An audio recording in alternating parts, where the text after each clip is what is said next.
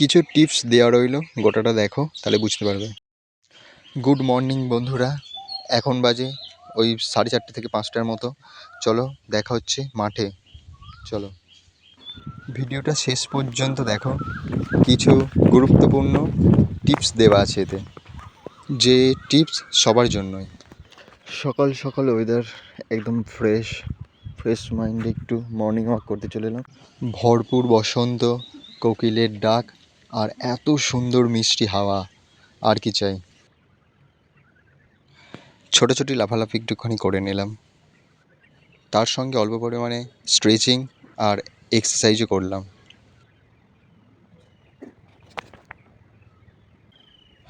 Free hand exercise করলে শরীর, মন, মস্তিষ্ক সবই ভালো থাকবে। সেই জন্য আমিও প্র্যাকটিস করি। আমি যেহেতু এডুকেশন নিয়ে পড়ি, তো এডুকেশনের মূল কথা হচ্ছে মনকে নিয়ন্ত্রণের মধ্যে রাখা। শিক্ষাবিজ্ঞানের মূল কথা এটাই। তো ওটাকে সুস্থ সবল রাখার জন্য মন শরীরের সঙ্গে কানেক্টেড। শরীর সুস্থ থাকলে মন সুস্থ। সেই জন্য শরীরকে একটু ফিটনেস রাখতে হবে, মন একদম ভালো থাকবে। তাহলে কি মস্তিষ্কটাও ভালো কাজ করবে, যে কোনো কাজে তাড়াতাড়ি মন লাগবে।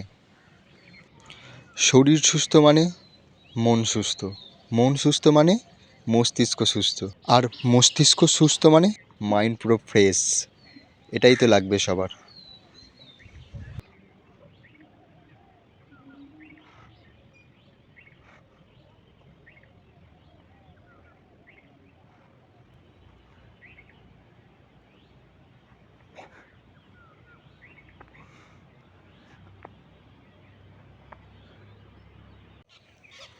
ফার্স্ট সকালেই নিম পাতা খাবো বলে নিম পাতা নিতে চলে এসেছি। দেখতেই পাচ্ছ নদীর ধারে একটা গাছ, এরকম ফ্রেশ ওয়েদার সেরকম ফ্রেশ নিম পাতা।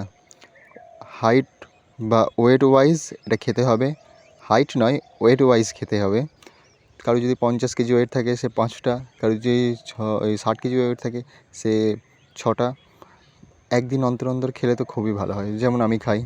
এই দেখো পেরে নিয়ে চলে এলাম ফার্স্ট সকালেই। চলো, বেশি পেরে তো নষ্ট করে লাভ নেই, যতটা লাগবে ততটাই। আমার হাতে কী জিনিস এটা দেখতেই পাচ্ছ, এটা খেলে আর কোন দিকে ডাক্তারবাবু ভুলে যাবে। ছোটাছুটি করে আসার পর এগুলো হচ্ছে খাবার, খেয়ে নিলাম, ব্যাস। আজকে প্রচণ্ড কুয়াশা ছিল। অনেকক্ষণ এক্সারসাইজ করে আসার পর দেখলাম সূর্য মামু উঠেছে আকাশে। সরি, মামু নয়, সূর্য আমার ভাইয়ের নাম, সেই জন্য ভাই। যাই হোক, আসল সূর্যকে কুয়াশা ঢেকে দিয়েছে।